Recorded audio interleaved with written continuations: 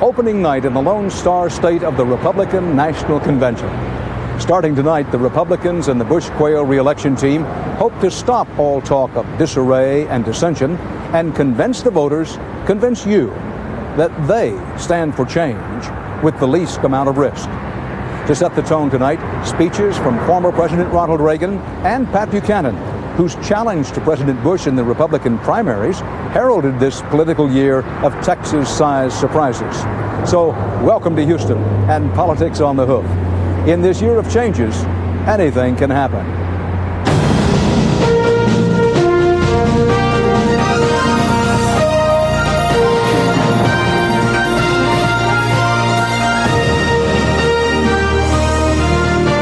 Campaign 92, the Republican National Convention.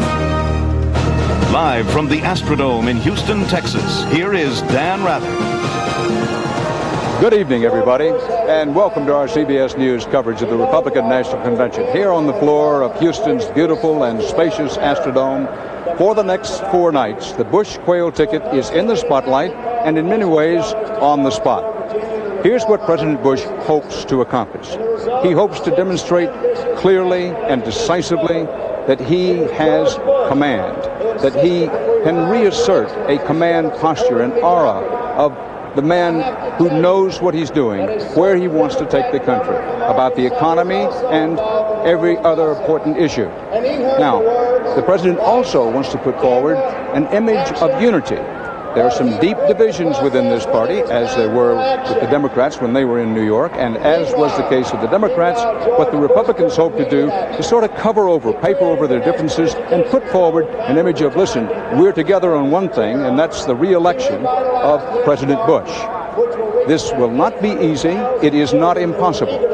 To give you some idea of the depth of the problem, even in George Bush's adopted home state of Texas, let's go over to the Texas delegation and Ed Bradley. Ed? Dan, if you take a look at Texas, you see the problems that George Bush faces in the rest of the country. He's behind in the polls here, and the economy is sour.